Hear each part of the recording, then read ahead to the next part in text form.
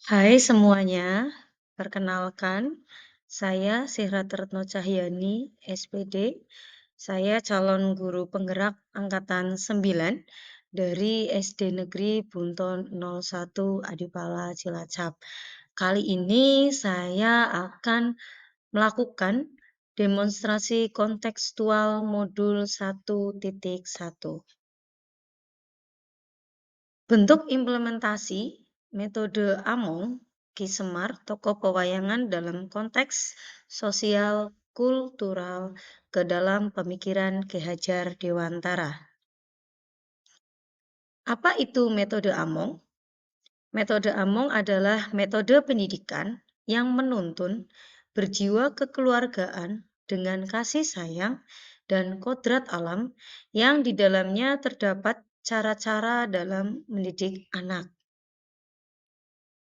Pemikiran positif Ki Hajar Dewantara. Mendidik dan mengajar adalah proses memanusiakan manusia sehingga harus memerdekakan manusia dan segala aspek kehidupan baik secara fisik, mental, jasmani, dan rohani. Hal positif yang bisa diterapkan di sekolah sesuai dengan budaya Jawa, khususnya Banyumas, yang berkarakter seperti tokoh pewayangan, yaitu Ki Semar, dengan sistem Amo atau Sukamomo. Filosofi pemikiran Ki Hajar Dewantara. Ada 5 hal yang disampaikan oleh Ki Hajar Dewantara. Yang pertama, sistem Among. Among berasal dari bahasa Jawa, yaitu mong atau momong, yang artinya mengasuh anak. Para guru atau dosen disebut pamong, penuntun, yang bertugas untuk mendidik dan mengajar anak sepanjang waktu dengan kasih sayang. Yang kedua, berpusat pada anak. Jadi pembelajaran yang dilakukan oleh guru itu menempatkan peserta didik sebagai pusat dari proses pembelajaran. Dan guru hanya sebagai fasilitator, pembimbing, penuntun, dan pemimpin pembelajaran. Yang ketiga, budi pekerti. Budi pekerti perpaduan antara olah cipta, rasa, karsa, dan karya. Yang keempat, memanusiakan manusia. Berperilaku baik, menghargai serta menghormati harkat serta derajat manusia lainnya. Yang kelima, mengikuti perkembangan zaman.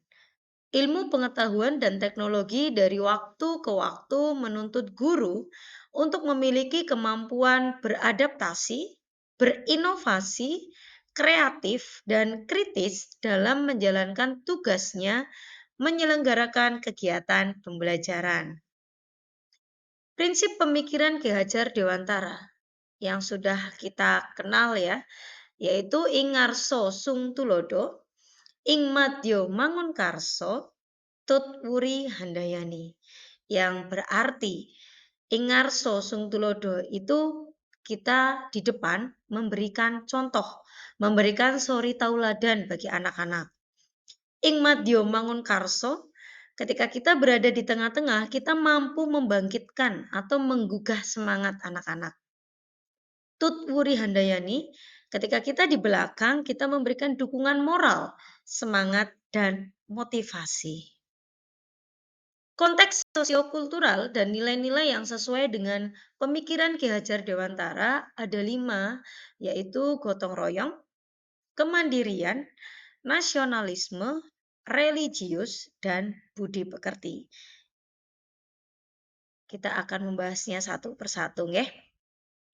Cara implementasi di sekolah dari 5 hal tadi sudah kami lakukan ketika berada di sekolah.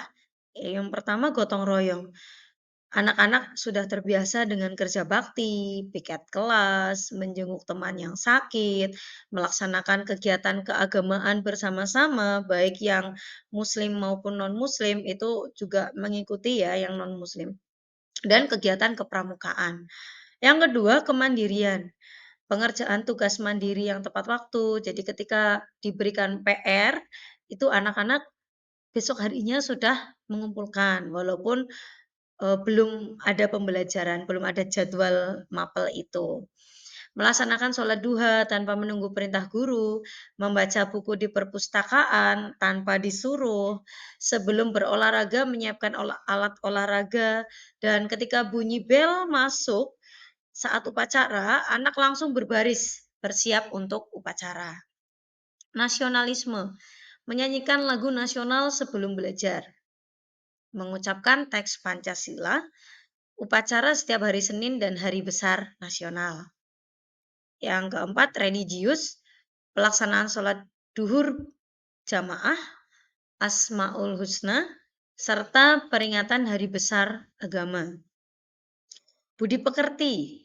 Budi pekerti yang sudah kami jalankan yaitu menyapa guru saat bertemu baik di sekolah maupun di luar sekolah, mencium tangan kanan guru, berjalan membungkuk di depan guru dan mengucapkan kata permisi ketika masuk kantor, ketika anak-anak ingin ke belakang, ingin ke toilet saat pembelajaran itu sudah terbiasa dengan kata permisi dan terima kasih.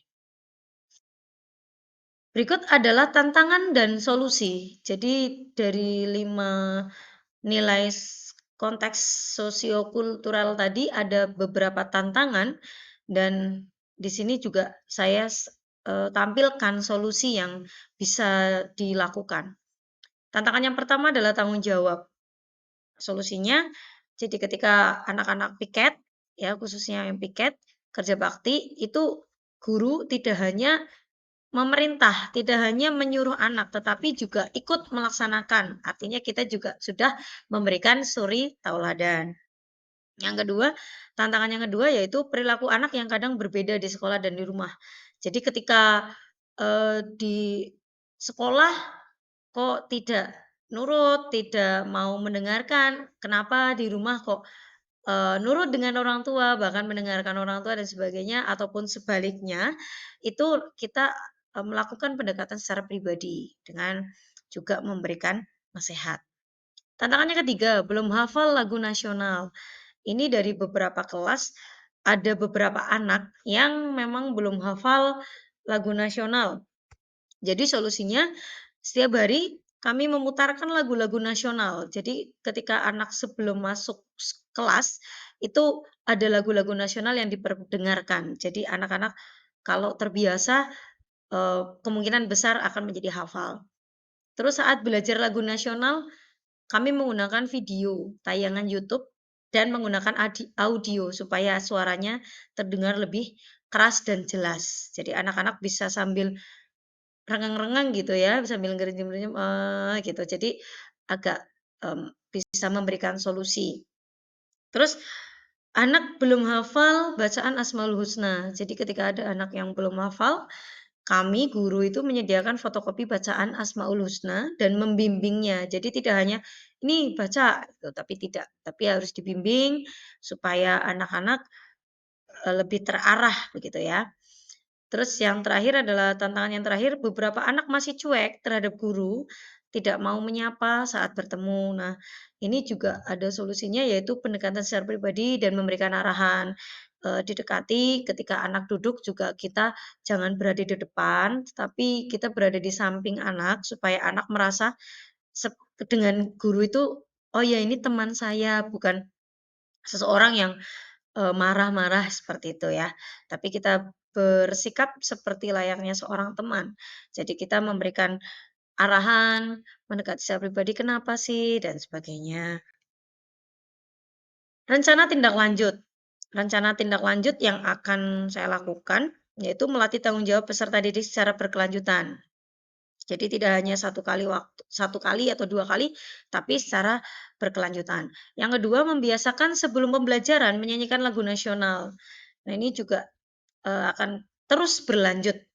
Yang ketiga, melakukan pembiasaan baik, bacaan Asmaul Husna setiap hari, dan pembiasaan sikap sopan santun setiap saat.